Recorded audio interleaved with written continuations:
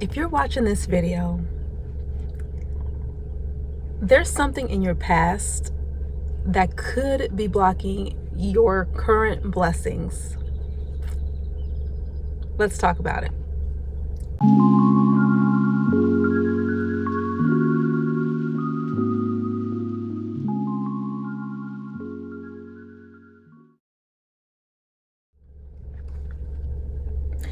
Okay, everyone. Welcome to my video. My name is Sakina. I am your eco-friendly hostess with the mostest, and today's video is very impromptu. I was not planning to make a video, but I definitely did want to do this while it's fresh on my mind because this is something that is actually happening in my life right now. If my camera is a little unsteady, I do apologize. I'm holding it. I don't have my tripod with me or my gimbal, so I can't really steady it. Actually, I think I might have my gimbal in the back. So I found a tripod. I have an extra one. I totally found this in my car. Always ready because you never know when you're gonna need to film. That is the life of an influencer. You never know when you're gonna need to pop out your tripod and take some camera photos. So I'm ready. So anyways, I want to talk to you about blessings that are being blocked because of things that have happened in your past. And so this might be a little bit of a long, some people will call it a word, but it really is it was for me. It was a revelation that happened for me, but I know this is going to help some people out there because I didn't realize this until this morning. So let's go ahead and get into it. So yesterday on my way home from work, I was watching a video on YouTube. I came across a video on YouTube talking about witchcraft and spells, and it was an ex-witch talking about how they basically trap souls and how she traps souls. And it's a long story short, I'm just going to give you the short version. Basically, she said that witches can provoke you. Sometimes they try to provoke you to anger so that you become entangled. You give them access, you give them rights to you. When they're able to provoke you to anger, you give them access and rights to your energy. And then what happens after that is that you go to sleep, and because that person's probably still in your mind, you know, when something bad happens in your life, you get into an altercation with someone and you're just ruminating on it, you take that into your sleeping realm. And then during the sleeping realm, I think she says, like, during your sleep you might like reenact that scenario or something like that. And basically when you do that in the sleeping realm, you're thinking about them, you're transferring your energy to them, they're getting your energy, and they use that to bind you. And they call it like a spider web. They use it to bind up your energy so that you won't be able to move. You'll be stuck. You'll stay stuck in that state. And she said the only way you come out of that being stuck and that binding is if in the morning you wake up and you rebuke the dream. You pray over yourself, you pray over the dream, and you cancel any agreements and contracts that were made in your dream state. And I was watching that, I was like, wow, that's deep, because you know what? In this season of my life, I've been experiencing a lot of attacks. And in my past, I've experienced attacks like that. But the thing that really made it come clear to me was what happened last night during my dream. So I had some very vivid dreams last night, but one in particular really stood out to me. And I'm going to tell y'all bits and pieces from it. I'm not going to tell you the entire dream because it's a little convoluted. You know how in dreams, like, certain things are very clear, then other things are not so clear. That's kind of how this dream was. So I'll get to the main point. So the first one portion of the dream, there's an ex-friend of mine that I'm no longer friends with, and we had a really bad falling out a long time ago. And this person, like I said, I realize it now that, you know, that bad falling out, that anger, all of that could have been me binding myself to this person. It was the enemy used this person. I don't think this person was a witch or anything like that, but I think that the enemy used this person to provoke me and to get me to basically bind myself up in the spirit realm so that I would not be able to progress forward and get to the different milestones that I want to achieve in my life. And this person has been popping up in my dreams like crazy. All the time, this person is in my dream, and I have not talked or spoken to this person in over 10 years. It's been over 10 years and I haven't spoken to this person. And so in this dream, she and I are making candles. And she's making candles, I'm making candles, and she had like this method she was using, and she had these smaller vases. My vases were larger, but with her smaller vases, she was able to use less wax. And so she was showing me how she was doing it, and I was going to kind of repeat that. And I realized, like, in the dream, I was like, okay, I'm gonna do that same thing, but I'm gonna spruce my candles up a little bit. In the dream, like, I actually had a bag full of all the ingredients that I was gonna use for my particular candles, because they weren't gonna be the same candles, but we were both making candles. And my candles were to have a special wax. Like, I'm a sustainability hostess, so I love anything sustainable, so I'm using natural waxes as much as possible. And then I had these special little peach wax. They were already, like, they were made of wax, but they were made of peach. They were in the shape of peach slices, because the candles were going to smell like peaches. And I probably need to look up the spiritual meaning of peaches, because I don't know why, but that was the smell of the candles. And I had these peach wax figures that I was going to put in my candles as like decoration. So she was making her normal, with just normal wax and a wick, and I was going to use special wax. And I had bought all these ingredients and all these supplies to make all these special candles.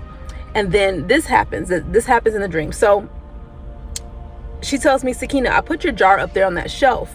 And I'm like, okay, no big deal. I didn't really react to it. So she tells me that, I put your jar up on the shelf. And I'm like, okay, I acknowledge it, but I don't, like, it's not a big deal. I can get it later, right? But then she makes a big deal about it. Sakina, I put your jar up on the shelf. And I was like, okay. So when she mentioned it again, I was like, okay, let me go get it.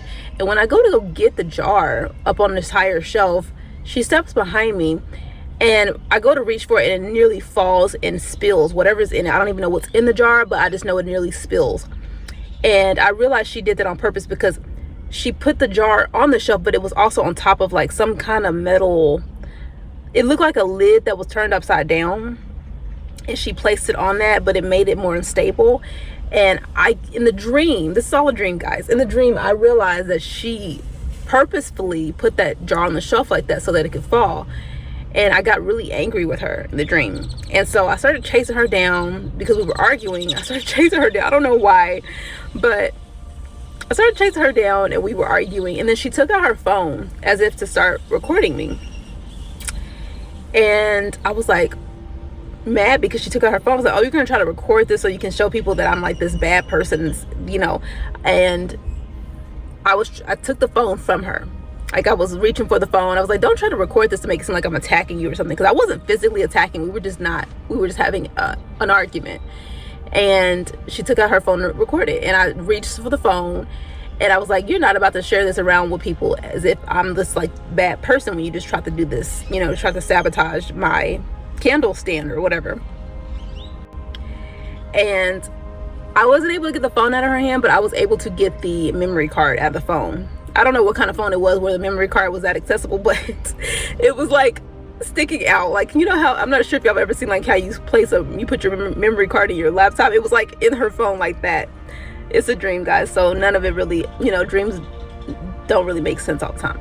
But whatever it was accessible, and I could pull it out really easily, and it fell to the ground, and I didn't think too much of it. I was still like trying to speak to her, like, so we could resolve whatever issue we were going through. And she ran away, like she disappeared, and that was it. She was no longer in the dream.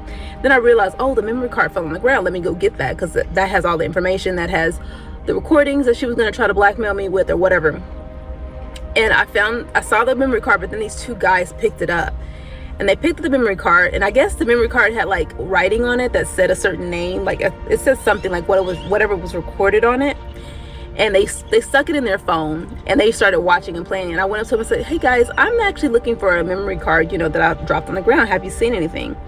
And they were watching it. They were watching what was on the memory card. And I remember he said a name, but I can't remember the name. The name wasn't important, but basically what he said was like, it was like some kind of country singer or something, or a folk singer.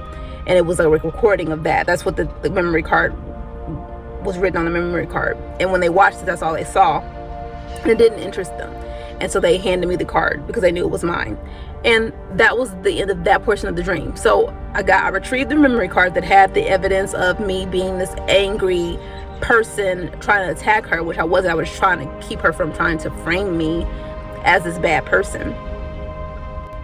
And what ended up happening is I was on my way back to wherever we had originally run from. Like, we had left our station where we were making candles, and I was trying to return back to that place. I don't know how I ended up so far away from it, but I did. It's a dream. Dreams don't always make sense. But on the way back, I met this mother and daughter duo who were visiting the city I live in. Austin, Texas. And her and her mom were on their way somewhere, and I was like, yeah, I'll show y'all how to get to this place. And we ended up catching a ferry. It doesn't make sense. There's no ferries that you can catch in Austin, but apparently in this dream there were ferries in Austin. And we were on this ferry, and we were passing by all these other ships or boats that had cabins in it, and they were all empty, but they were filled with junk, like people's stuff, like people had abandoned their things in these cabins and these boats. And we were passing by, and I was telling them, that happens a lot here, because Austin's the kind of city where people come and they come for school, or they come for a short time and then they leave. Like, it's a very transient city now. It didn't used to be like that, but because of its popularity, people come here for school, they go to UT. Sometimes they stick around, sometimes they go on their way, or some people come here for work for a short amount of time, and they end up moving to a different state. So it's a very transient city. People come and they stay for 1, 2, 3 years, maybe 5 years, and then they move. And so I was telling the girls that that's why it was so junky, our waterways.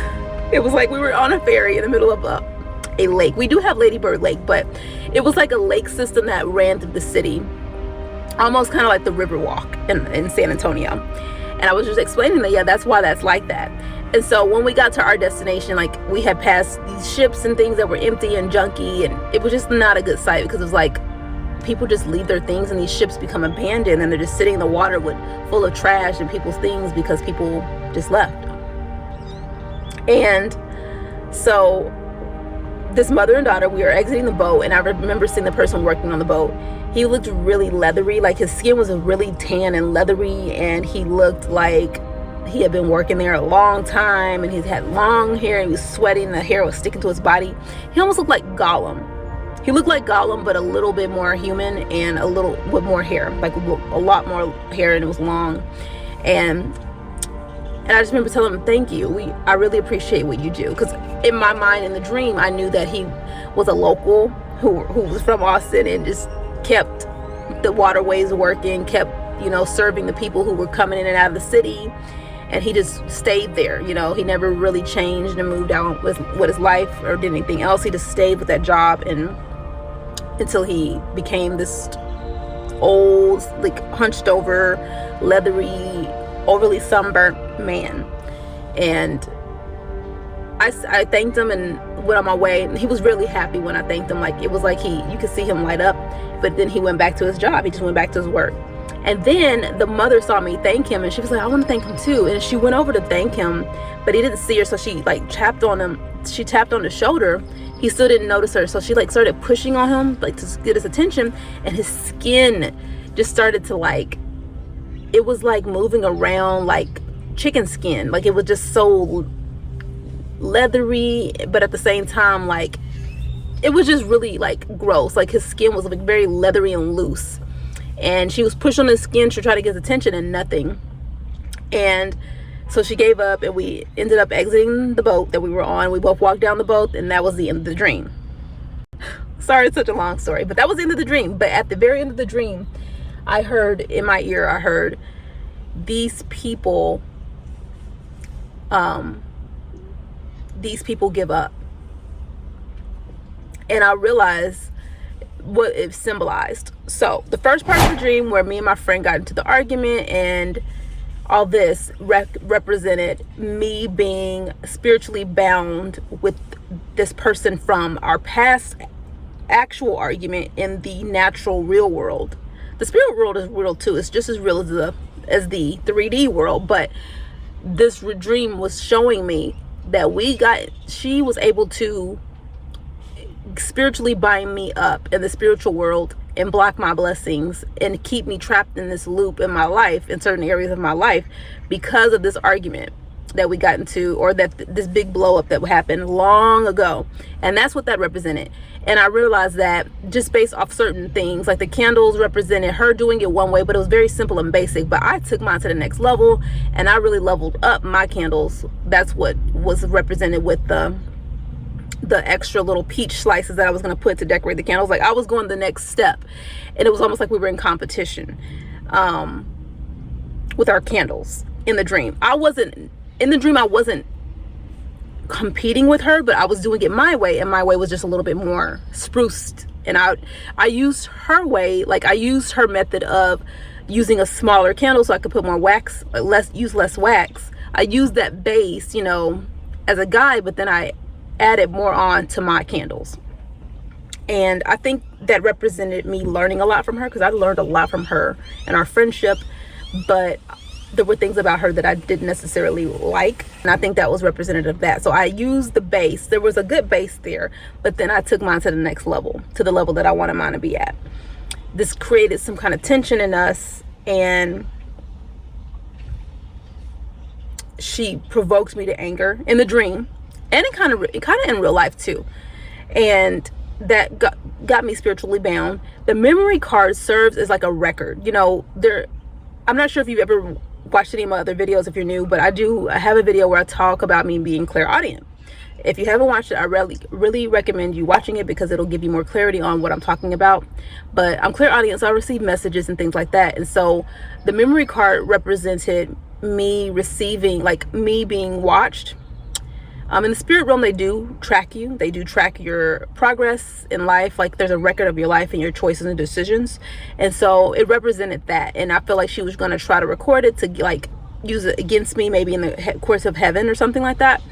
But because I was able to get the memory card, I was able to not have that happen. But I still got in an argument with her, and I felt like this was my opportunity after watching that video on witchcraft binding, that I could wake up that morning, which I did this morning, and I rebuked all agreements that I entered whenever we had that falling out. So that was how I interpreted part one of the dream. Didn't know it, and now I realize, wow, this is why this person keeps popping up in my life, or in my dreams, because we are spiritually bound. Sorry, I need to turn on my AC. I'm getting hot. A big story nation. So all these years have passed, and she's still popping up in my dream. We never talked. I don't follow her on any social media. She doesn't follow me on social media. We have no connection. We don't even have any of the same friends. But this person still pops up in my dream because it left that deep of an impact in my life, in my soul. And it probably still needs to be released. And I think God was showing me, this is how you're going to release this finally, once and for all. I pray that I was successful in doing that. Now, the second part of the dream represents something that's currently going on in my life right now, where I'm at, like, I want to introduce my shadow work journaling templates. This digital download is perfect for those looking to go deeper in their own self-discovery. With this kit, you'll learn how to discover the shadow aspects of your own personality. It includes 5+ reusable journaling prompts for deeper self-discovery and healing. And what I love about this journal is that it's 100% printable, so you can build a journal at your own pace or as you need. I personally use these when I'm going through a challenging time and I want to identify the root causes of my triggers. If you're looking for something that's going to aid you with your inner work, these shadow work templates are the perfect tool. You can find this product in my Etsy store. I will leave the link down below in the description box. And now, back to the video. A part in my life where I'm trying to level up again. I'm trying to grow and progress in my life. And there are things that are trying to hold me back and keep me stagnant and keep me in the same place. And I feel like that place isn't the best place for me right now. And when I heard that voice say, these people give up, meaning like that man who was working on a boat, instead of following his dream, he just stayed there in the same place. Instead of continuing on, pressing on, continuing on, he gave up. And then he stayed stuck on that same boat, cleaning up everyone else's messes, people leaving behind messes, and just doing that same work. And he suffered from it. You know, his condition suffered. He suffered from that. And I felt that. And I was like, wow, like, I can't give up on what I'm trying to produce in my life. I have to stay strong no matter what's going on the outside world. I have to continue to stay strong. However, be mindful of the people who are trying to come up against you and provoke you into anger, because they're trying to bind you and get you into these covenants and agreements and stop you from progressing. And I recently broke something off in the natural world, in the natural world, but I also feel like I hopefully broke this off in the spirit world as well, because I had in the last 2 months definitely had a lot of spiritual attacks against me and just not understanding it, but now I do. So if you're watching this video, I hope what you take away from this is just be mindful of anyone who's trying to provoke you to anger. You know, the Bible tells us to be slow to anger for a reason, because that anger binds you to the people. It's a low vibrational energy, and anger is very much so on the level of fear. When you get angry, it's on the level of fear, and fear is like one of the lowest vibrations there can be. So be mindful of that. If you are provoked to anger and you have dreams about the person the next night, be sure to wake up and pray over yourself, cancel any contracts, agreements, covenants that you might have come up under while you were in the dream state, because the dream state is really real. Trust me, I know it's very real. So be sure to rebuke that, pray the blood of Jesus of Christ over your life, and stay prayed up. Before you go to sleep, say prayers over yourself to protect you from demonic attacks and witchcraft, because the dream, like I said, the dream state is very real, but you can't really control what comes into your dreams, right? So pray over yourself before you go to sleep, pray over yourself after you wake up, and cancel any of those contracts and covenants that the devil tries to throw at you. But you got this. I hope that this video was helpful for you. I'm going to leave you with that, and I hope you guys have a wonderful, blessed day, and I will see you guys later. Bye.